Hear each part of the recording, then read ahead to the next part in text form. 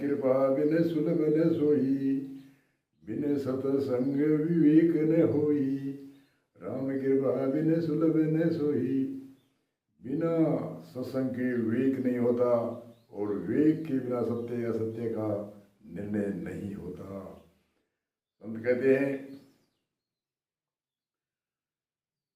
संतों ने बड़े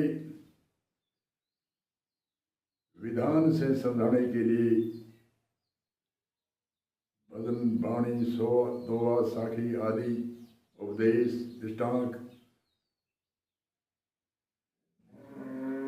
अनेक तरह के ज्ञान, शब्दार्थ, भावार्थ, अन्वयार्थ, दृष्टिकूटार्थ, अनेक अर्थ उदाहरणों से मानव मात्र को उपदेश दिया है। सत्संग के बिना विवेक नहीं होता, विवेक ही सत्य असत्य का निर्णय करता है। एक संधि यदि भी है, प्रथम विवेक विचार धारणा, लखिया रे सारे ये सारी। विवेक करो, विचार कर, सार क्या वस्तु है, ए सार क्या वस्तु है। प्रथम विवेक विचार धारणा, लखिया रे सारे ये सारी। आत्म सारे अगली यदि बताते हैं सार क्या है और ए सार क्या है। आत्म सार, ए सार अनात्मा, ये शरीर अन्न से बना हुआ है, नाशवान है, मिथ्या है, चलाएवान है, परिवर्तनशील है, होता रहता है, मिटता रहता है, बदलता है, नाशवान है, मिथ्या है। आत्म इसके अंदर सार है। गीता में कृष्ण जी कहते हैं, हे अर्जुन, ये आत्मा न तो इसको शस्त्र काट सकता, न अग्नि जला सकती, न हवा सुखा सकती, और न इसको जड़ भिगो सकता है। आत्मा अजर है, अमर है, कुटिल सत्य है। कुटिल सत्य मतलब सत्य है, कुटिल सत्य सत्य है, इसलिए इसको कुटिल सत्य भी कहते हैं आत्मा को।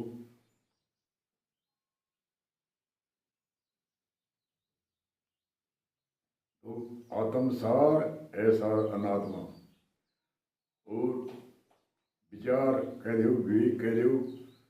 जब तक मंदिरी विचार नहीं आया तब तक है दुखदाई। जित ताई जब तक विचार नहीं आता तब तक है दुखदाई। सत्य क्या है, असत्य क्या है, इसका विचार नहीं आता तक गोता खाते कहते हैं भौतिकवाद के हम। संसार के कोई चीज़ का अनुभव नहीं होता है, डिमांड खड़ी करते हैं जीविका के लिए, उसका भी जब तक विचार नहीं होता, उनका ज्ञान नहीं होता, तब तक भटकते फिरते हैं। इससे ही आध्यात्मिक ज्ञान में, आत्मज्ञान में, तत्व ज्ञान में ज्ञान होना, विवेक होना जरूरी है। और विवेक बिन सत्संग विवेक न होई, सत्संग के बिना विवेक नहीं होता। और सत्संग को तभी तो संतों ने कहा है, सत्संग की महिमा को धन्यवाद वाह कहा है। सदा सत्संग की महिमा मुबारिक हो, मुबारिक हो। जगत को जलता देख करके प्रभु ने ज्ञान घटा भेजी, बुझावे ताप तेरी की मुबारिक हो, मुबारिक हो। तीन प्रकार की ताप जाती है। शोक संशय सभी भागे, ग्रतना संता की सुन गए। बरसावे ज्ञानी भैरत को, मुबारिक हो, मुबारिक हो। बिना जपे यज्ञ योग तप के, सत्संग भवे तारणी गंगा। बिना जपे यज्ञ योग और तप, ये चार वस्तु बिना यज्ञ योग तप के सत्संग भवे तारणी गंगा। समागम में संतों का ये सा, मुबारिक हो, मुबारिक हो। भव सिंधु पार होने को झाज है सत्संग जग में। ये भव सिंधु बार बार जलना और मरना, ये भव सागर है, इनको तिरने के लिए ये सत्संग जहाज है। भव सिंधु पार होने को जहाज है सत्संग जग में। केवटिया रे महात्मा साधु, मुबारिक हो, मुबारिक हो। केवटिया महात्मा साधु है, वो चलाने वाले है। महात्मा जिनकी महान आत्मा है, ऐसी चंडाल में, ऐसी ब्राह्मण में दृष्टि एक समान रखता है, ऐसे राजा और रंग में एक समान दृष्टि रखता है, उसको कहते हैं महात्मा। और साधु साधना करके साधना चला करता है। आप भी साधना करते हैं, दूसरों को भी साधना में लगाते हैं, उनको कहते हैं साधु। छोटिया महात्मा साधु मुबारिक हो। हजारों खले कुटिले पामरे सत्संग से ते गई पापी। हजारों खले कुटिले पामर और पापी चार प्रकार की।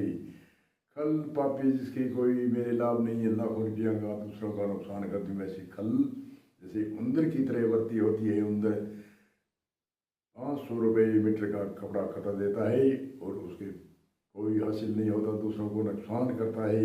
ऐसे ही खल पापी मनुष्य है, दूसरा का नुकसान करते हैं, उनको कहते हैं खल पापी। हजारों खल कुटेली कहते हैं टेढ़ी धारणा, नास्तिकता मत वाले को, तर्क वितर्क करने वाले को, जो दशा में बाधा डालने वाले को कहते हैं कुटिल।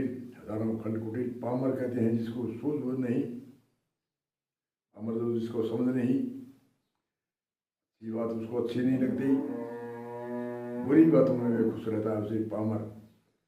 और पापी कहते हैं जैसे वाल्मीकि भील जैसे ने कई सैकड़ों मनुष्यों को बद्ध किया, फिर भी उन्हें त्याग करके जब भक्ति में लगी तो वाल्मीकि बाणु रेत में ही विलीन हो गई। इसलिए हजारों खल कुटिल पामर सत्संग से तिर गई।